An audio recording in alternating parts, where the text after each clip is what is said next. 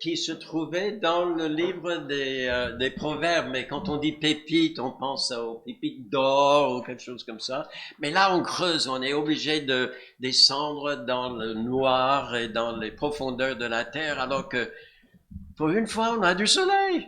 C'est formidable.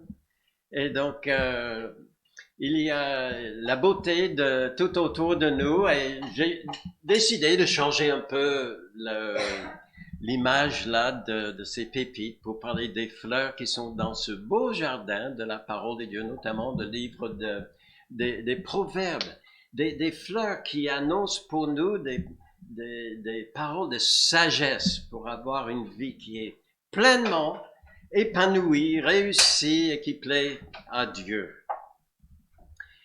Alors, la fleur que nous allons voir ce matin, le proverbe est celui-ci, Proverbe chapitre 27, versets 5 et 6, et qui dit ceci: mieux vaut une réprimande ouverte qu'une amitié cachée. Les blessures d'un ami prouvent sa fidélité, mais les baisers d'un ennemi sont trompeurs. Ah! Il y a peut-être plusieurs fleurs là, mais en tout cas, voilà la parole que nous voulons méditer aujourd'hui. Je ne sais pas si vous vous rendez compte combien de fois le livre de Proverbes parle des amis. On aime des amis, n'est-ce pas? Et la Bible en parle beaucoup, notamment dans ce livre, vous connaissez le Proverbe chapitre 17, verset 17, qui dit « L'ami aime en tout temps, et dans le malheur même, il se montre un frère. » 19.6, beaucoup de gens flattent l'homme généreux et tous sont amis de celui qui fait des présents. Oui. Ils sont peut-être plus nombreux que ceux qui font ce que nous avons déjà vu dans le 17, verset 17, et qui dit « l'ami aime en tout temps ». Pas seulement au moment où on est prêt à donner un présent. Chapitre 18, verset 24 dit « Celui qui a beaucoup d'amis les a pour son malheur, mais il est tel ami plus attaché qu'un frère. » Et puis, rien que dans ce chapitre 25, où se trouve notre fleur pour aujourd'hui, eh bien, il y a beaucoup d'autres versets qui parlent de l'amitié. Regardez ce qui est dit au verset 9. L'huile et les parfums réjouissent le cœur et les conseils affectueux d'un ami sont doux.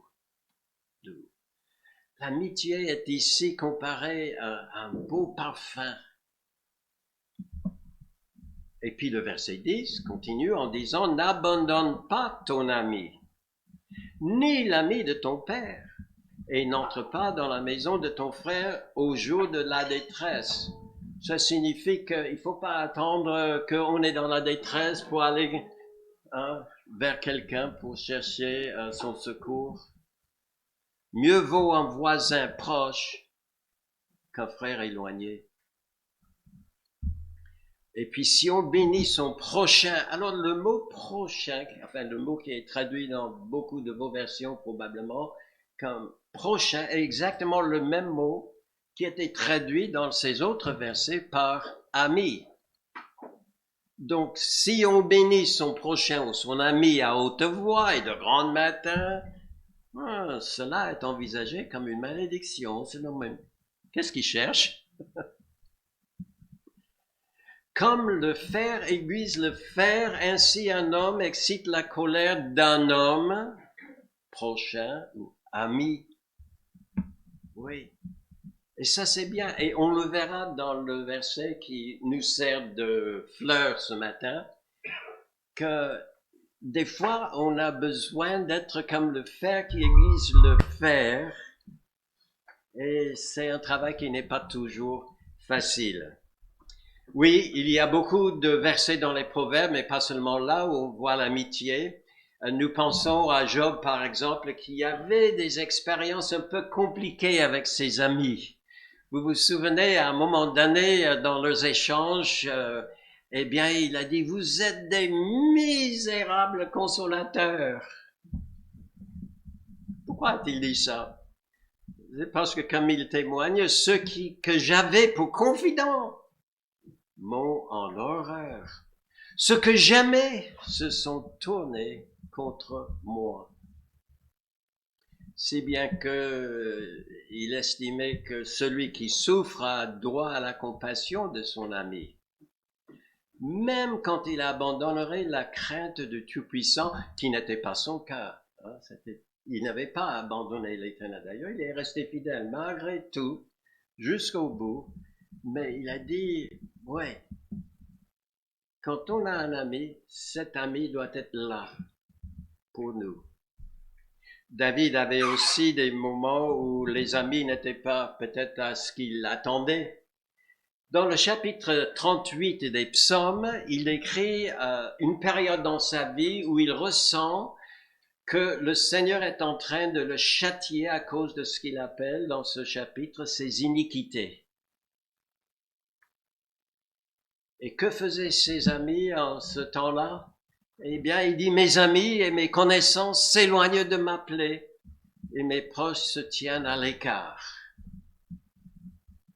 Et ce qu'on peut dire en tant qu'individu par rapport à nos amis, les bons et ceux qui sont peut-être quelquefois décevants, eh bien, des populations entières peuvent le dire aussi. Jérémie, le prophète, il a écrit ceci par rapport à la ville de Jérusalem. Elle pleure durant la nuit et ses joues sont couvertes de larmes. De tous ceux qui l'aimaient, nul ne la console. Tous ses amis lui sont devenus infidèles, ils sont devenus ses ennemis. Lamentation de Jérémie, chapitre 1, verset 2. Heureusement, la Bible contient de belles images aussi, d'illustrations de bons amis aussi. Hein. Vous pensez sans doute à Jonathan et David qui s'aimaient. Alors que, en réalité, il y avait de quoi les séparer. Ils étaient amis très très très proches. Paul et Timothée étaient tellement proches que Paul appelait Timothée très souvent mon fils, mon fils. Et qui est le plus grand ami dans la Bible? Plus attaché qu'un frère? Ah oui. Vous savez que pendant son vivant, il était appelé un ami des publicains et des pécheurs. C'était pas les gens les plus recommandables. Hein? C'était ceux qu'on mettait souvent à l'écart. Mais Christ, lui, il a dit, je ne suis pas venu appeler les bien portants. Je suis le bon médecin, je dois aller vers ceux qui souffrent. Et il a été appelé un ami. Est-ce qu'il est votre ami? Vous savez que même au moment où Judas Iscariote a signé sa trahison par un baiser, Jésus-Christ lui a dit ceci, ami, pourquoi es-tu venu? Oui, parce que il essayait de tromper tout le monde. Alors il se demandait, est-ce qu'il s'était trompé lui-même? Alors il lui pose la question, mais en l'appelant ami. Ami. Avez-vous des amis? Je pense. Nous avons tous, probablement ici, même à l'église, nous avons au moins chacun, un, deux, trois, quelques amis ici. Et ça, c'est formidable. Et on peut aussi se poser la question, si j'aime bien retrouver mes amis ici à l'église, est-ce que moi aussi, je suis un ami pour d'autres? Alors, si c'est le cas, eh bien, ce proverbe est pour vous et pour moi. Vous savez, ce proverbe présente trois sortes d'amis, trois genres d'amis. L'ami ouvert, l'ami qui reste caché et le faux ami. Vous avez remarqué quand on a fait la lecture de ce verset sans doute. Je reviens là-dessus. Mieux vaut une réprimande ouverte qu'une amitié cachée. Les blessures d'un ami prouvent sa fidélité, mais les baisers d'un ennemi sont trompeurs. On va aller voir ces trois amis. Hein. J'espère que vous allez vous dire, je suis comme ça. Je suis l'ami ouvert, fidèle. Mais la première chose qu'il dit par rapport à cette personne-là, ce genre d'ami, c'est qu'il est tellement fidèle envers nous que lorsqu'il voit quelque chose qui ne va pas, il n'hésite pas à le dire. Il fait des réprimandes quand c'est nécessaire. Bon, bien entendu, ça sous-entend que lui-même, il connaît la différence entre le bien et le mal, n'est-ce pas? C'est-à-dire, il passe du temps dans la parole de Dieu qui nous déclare ce qui est juste aux yeux de l'Éternel et ce qui ne l'est pas. Et probablement, non pas seulement il lit la parole de Dieu, mais il l'applique à sa propre vie pour ne pas être la personne qui a la grosse poutre dans son œil, et qui essaie de corriger l'autre qui a une petite graine de sable. Hein? Mais il connaît le bien et le mal et il ose exprimer ouvertement son attachement au bien. Si bien que lorsqu'il reconnaît que son ami fait quelque chose de bien, il met un effort, il fait tout ce qu'il peut pour faire quelque chose de bien, s'il réussit ou pas, mais combien plus quand il réussit quand même. Vous savez, c'est un peu comme ça quand nous avons fait avec nos enfants. Je vois qu'il y a des parents ici qui ont des enfants en bas âge et c'est un peu avec trépidation qu'on leur donne la cuillère pour qu'ils commencent à se nourrir tout seuls à table parce qu'on se dit, ben, ils vont le mettre partout. Ben oui, ça fait partie de l'apprentissage. Mais est-ce que s'il met un peu de côté ou sur sa bavette ou sur la table ou même par terre, est-ce qu'on l'aime plus? Bien sûr, on l'aime. Bien sûr. Et là, la personne qui est un vrai ami, quand il voit celui qu'il aime mettre des choses un peu à côté, il va l'aimer quand même. Il va essayer de l'aider. Et vous ne pouvez aider personne si vous n'êtes pas prêt à prendre l'engagement de lui faire la réprimande quand c'est justifié. D'aider, de lui dire, non, c'est pas comme ça qu'il faut tenir la cuillère. C'est comme ça. Ça ira mieux la prochaine fois. Et puis, il surmonte donc ses craintes pour reprendre quand c'est nécessaire. Il dit quand les choses vont bien, mais quand les choses vont moins bien, il est quand même là. Il est fidèle. Crainte, oui, peut-être crainte d'être mécompris et d'être même rejeté par celui qu'il aime. Ça fait mal, mais ça peut arriver. Hein. Ça peut arriver. On a eu les meilleures intentions du monde. On a eu le cœur droit et bien aimant envers notre ami et on a voulu lui faire du bien. Et peut-être il a mal compris.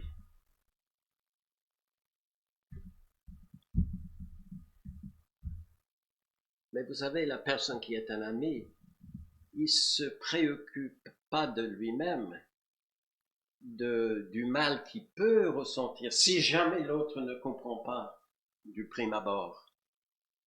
Il reste fidèle. Son attention est fixée sur son ami. Je veux l'aider. Je veux me montrer fidèle pour lui. Attention, ça ne veut pas dire qu'il cherche le mal. Vous savez, il n'y a pas de comité dans l'Église. Je sais qu'il y a différents comités. Il y a le conseil d'Église qui va se réunir bientôt. Mais on n'a pas établi dans l'Église un comité d'espions qui vont courir à droite et à gauche et vont chercher la moindre petit faux pas des uns et des autres. Et nous ne sommes pas un comité d'un non plus. Hein. La Bible dit que l'amour ne soupçonne pas le mal. Mais des fois, on peut être surpris de voir et, bah tiens, Richard, il a fait ça. Il prêche le dimanche et regarde comment il... Oui. Et il ne le publie pas non plus. Alors, le thème de ce matin, c'est publier bien haut. La bonne nouvelle. Vous savez, le mot publier, prend un autre sens de nos jours, n'est-ce pas? On va sur nos téléphones et on publie des choses. On les fait connaître à tout le monde.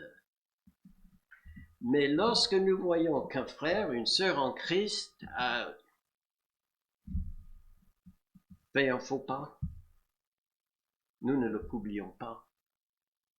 Nous ne le mettons pas sur Internet.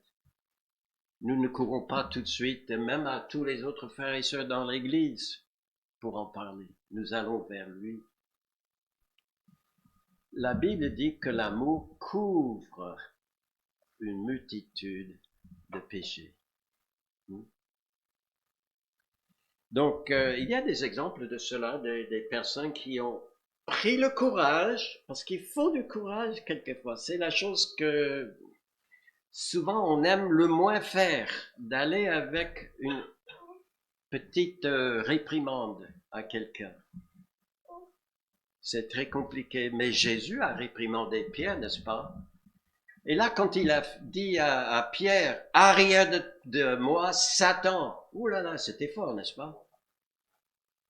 Il y a quelques jours d'aller sur la croix pour vous et pour moi et pour Pierre. Mais il y avait un moment où Pierre a dit, loin de toi, Seigneur. Ah, quand jamais nous disons loin de toi, Seigneur, ce n'est plus lui qui est Seigneur, c'est nous qui sommes Seigneur et nous essayons de contrôler ce que lui doit faire. Et ça, c'est ce que Satan a toujours voulu faire, prendre la place de Dieu. Voyez? Mais il y avait un moment, souvent il n'avait pas il avait certainement de bonnes intentions, je crois en tout cas Pierre, mais là il avait dit quelque chose qu'il fallait pas dire. Et Jésus-Christ ne l'a pas loupé, hein. Il a dit, arrière de moi, Satan. Et puis je pense à Paul, c'est toujours Pierre qui est en faute. Mais bon, on connaît ce passage dans Galates où il a dit qu'une fois, il a dû réprimander Pierre parce que il était coupable de duplicité. Quand Pierre, il était avec les frères juifs, il avait un comportement, et quand il allait chez les non-juifs, il avait un tout autre comportement. Et Paul lui a dit, c'est pas bon ce que vous faites. L'apôtre Jean, c'est peut-être un que nous connaissons moins, mais dans 3 Jean, il a dû reprendre celui qui était en quelque sorte, ou qui était devenu en son absence, un peu le responsable de l'Église. Parce que ce responsable du nom de Diotrephe, il a voulu faire de l'Église son petit royaume. Et il voulait dire à tout le monde ce qu'il devait faire ou ce qu'il ne pouvait pas faire, selon lui. Il voulait régner. Et l'apôtre Jean l'a repris. Hein. Vous savez, une réprimande n'est pas toujours une marque de méchanceté. On le prend comme ça des fois, hein, quand on nous reprend. On est qu'est-ce qu'il a à me dire des choses comme ça? Il ne m'aime plus, non? Au contraire, c'est peut-être une preuve justement de l'amour, de l'amitié, de la fidélité, que cette personne a fait quelque chose qui était pour lui le plus difficile du monde. Il est venu vers moi par amour pour me redresser. Ça, c'est l'ami ouvert. Il fait ce que certains auteurs ont décrit comme aimer d'un amour dur. Pas qu'il est dur, mais c'est la chose la plus dure à faire, de reprendre quelqu'un. C'est un ami ouvert. À côté de lui, il y a le deuxième qui est un ami caché.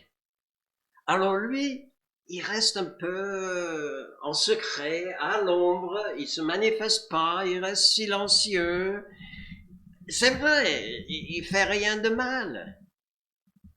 Mais du fait qu'il ferme les yeux à ce qui ne va pas, il ne fait rien de bien non plus.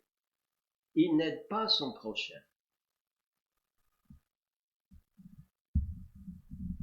Et pourquoi? C'est parce que, à cause de timidité, à cause de crainte de ce que l'autre, son ami, comment il va réagir, ben, il ose rien dire. Donc, il reste un ami caché. Alors, il y a un exemple de cela qui est de grande actualité pour nous aujourd'hui. C'est ce qu'on voit presque tout le temps.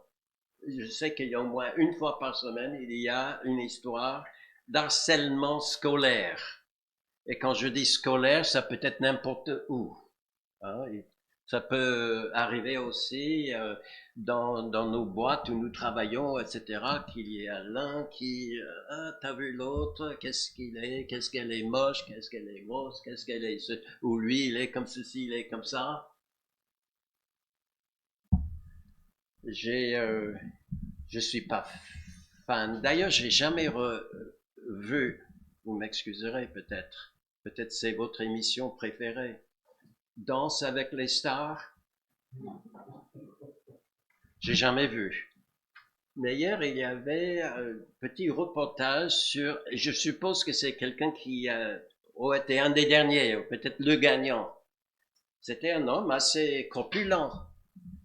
Il a dit, il fallait voir comment on l'a traité quand on a annoncé que lui, il était retenu parmi les candidats qui devaient figurer hein, et espérer de gagner. On l'a traité de tout. Mais ça arrive dans nos écoles hein, tout le temps. Qu'il y en a un pour une raison ou une autre. Il se peut, c'est parce qu'il réussit trop bien. Hein? Oh, tu es le petit chouchou de la maîtresse. En tout cas, on va trouver, les enfants sont forts en ça. Et comme on est fort dans l'enfance, on peut être aussi fort à l'âge adulte. Mais on est fort pour trouver quelque chose qu'on n'apprécie pas dans l'autre. Alors, si on arrive à se maîtriser, garder ça pour nous et de demander au Seigneur, Seigneur, c'est quand même ma sœur, c'est quand même mon frère, aide-moi à l'apprécier pour ses qualités. Mais on se met à publier, c'est pas bien, mais ça arrive dans les écoles tout le temps.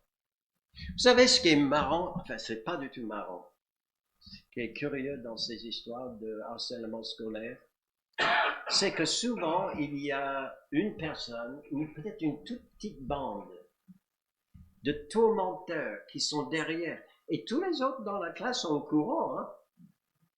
Oui, parce on les met au courant. Vous savez, le péché n'aime pas la solitude.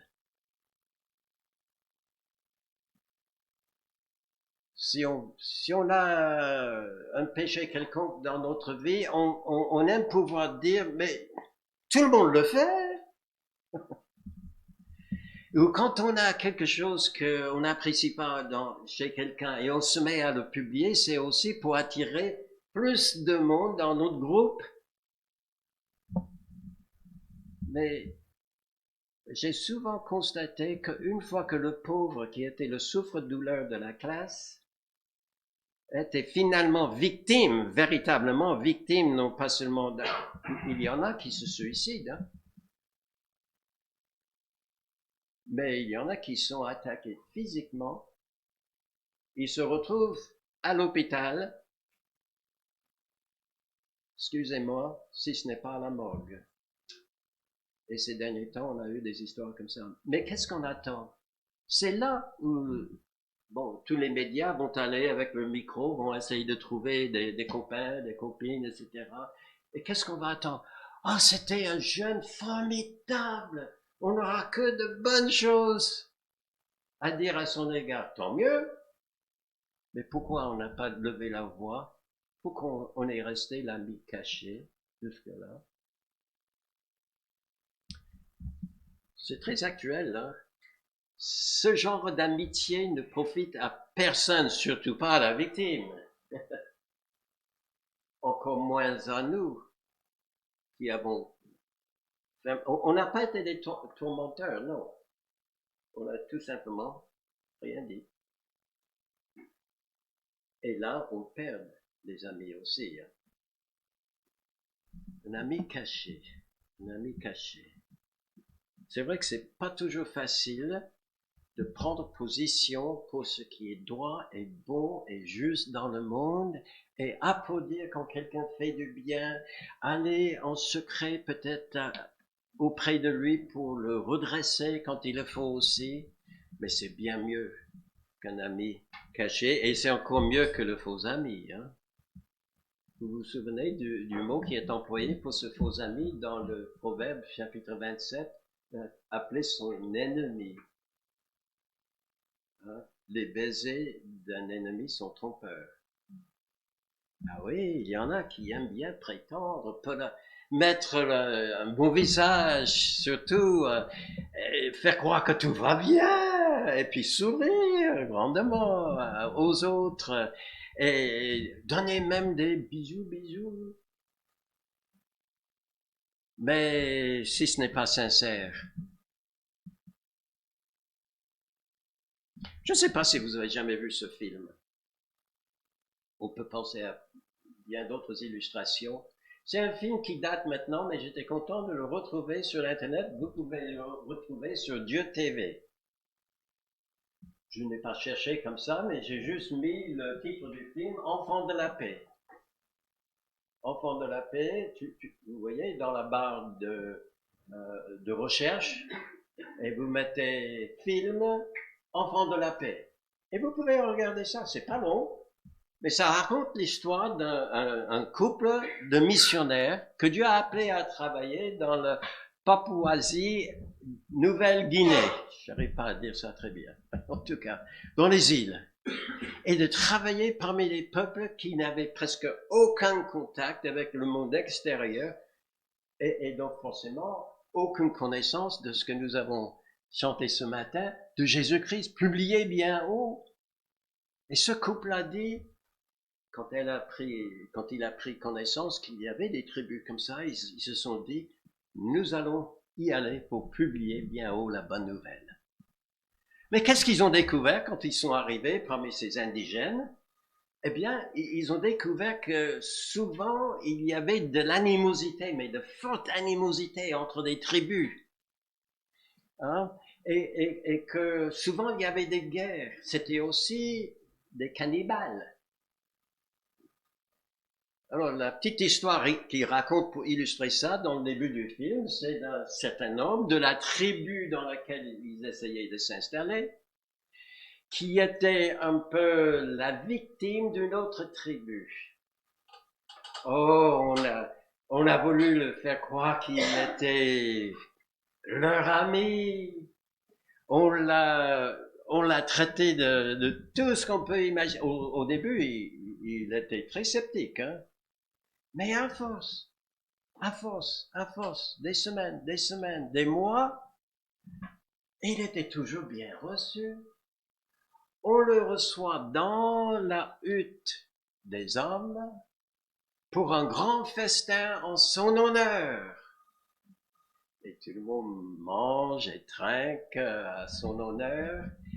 Et il est en train de festoyer là, et tout d'un coup, il se rend compte que tous les hommes dans ce village adverse se sont doucement levés, ils sont formés un cercle autour de lui et ils l'ont massacré. En disant à lui, nous t'avons engraissé pour te tuer. C'est ça le faux ami. Oh, nous ne le faisons pas comme ça. C'était un peu difficile pour ce couple de missionnaires d'annoncer Christ à ce genre de population. Parce qu'il faisait de la perfidie, l'hypocrisie, vraiment une valeur. Et quand ils ont entendu l'histoire de Jésus-Christ, qui allait vers la croix, et qu'il y avait un certain Judas Iscariote, qu'il avait trahi, ils se sont mis à éclater de rire en pensant que c'était Judas, l'héros de l'histoire. Oui, parce qu'il a su tromper tout le monde. Non, je raconte pas toute l'histoire parce que vous pouvez le voir. Ça vous donnera peut-être envie de chercher ça cet après-midi. Enfant de la paix. Hein? Vous mettez, vous pouvez le trouver, c'est gratuit. Hein? Et ça dure pas longtemps non plus. Mais que Dieu nous garde d'être des faux amis. Hein? Quel est notre modèle d'amitié? Ben, vous l'avez déjà dit, c'est Jésus-Christ. C'est lui qui est pour nous le modèle. C'est lui qui il nous a vus dans notre péché. Il a vu nos fautes. Est-ce qu'il est resté à l'écart? Oh non, non, non. Il est venu vers nous. Il a même pris tous nos fautes sur lui. Il en a assumé la pleine pénalité de tous nos péchés. Et il est mort pour moi, il est mort pour vous. Et puis, il nous offre encore aujourd'hui. Et si vous ne l'avez pas entendu jusque-là, je vous l'annonce avec joie aujourd'hui que l'offre est toujours valable. Et si vous n'avez pas encore accepté cet énorme cadeau de la grâce de Dieu, de son pardon, de Jésus-Christ, mort pour vous, mais ressuscité, et voulant que vous deveniez son frère, sa sœur, sa mère. Vous connaissez le chant. Quel ami fidèle et tendre. On va pas le chanter. Les musiciens sont pas là. Hein? On peut, mais on va pas le faire. Il y a le batteur là qui veut mettre le rythme, mais on va pas le faire. Pourquoi? Parce que des fois, quand on chante un chant qu'on connaît bien, on est peut-être plus attentionné à la mélodie, à la musique qu'aux paroles. Donc, prenons le temps. Oh, si vous voulez, quand on arrive à la 4e strophe, vous voulez le chanter avec moi? Ok, je vais lire les 3 premières strophes. Quel ami fidèle et tendre nous avons en Jésus-Christ.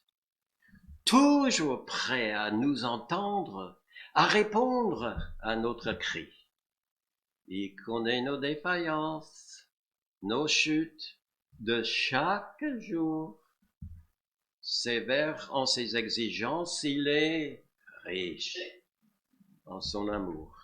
Quel ami fidèle et tendre nous avons en Jésus-Christ, toujours prêt à nous comprendre quand nous sommes en souci. Disons-lui toutes nos craintes, ouvrons-lui tout notre cœur. Bientôt ces paroles saintes nous rendront le vrai bonheur. Quel ami fidèle et tendre nous avons en Jésus-Christ, toujours prêt à nous apprendre à vaincre en comptant sur lui.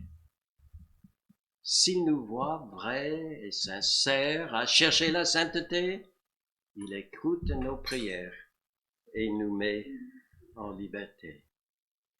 Quel ami fidèle et tendre nous avons en Jésus-Christ. Bientôt il viendra nous prendre pour être au ciel avec lui. Suivons donc l'étroite voie en comptant sur son secours. Bientôt nous aurons la joie de vivre avec lui toujours. Je vous laisse avec un verset qui dit à peu près la même chose. Hein? Devenez donc des imitateurs de Dieu, comme des enfants bien-aimés, et marchez dans l'amour à l'exemple de Christ, qui nous a aimés et qui s'est livré lui-même à Dieu pour nous, comme une offrande et un sacrifice de bonne odeur. Éphésiens 5, 1 et 2. c'est la parole de Dieu. Prions. Merci notre Dieu ce matin pour ce rappel de combien il est important, combien il est bienséant et ça nous fait du bien d'avoir de bons amis et merci Seigneur de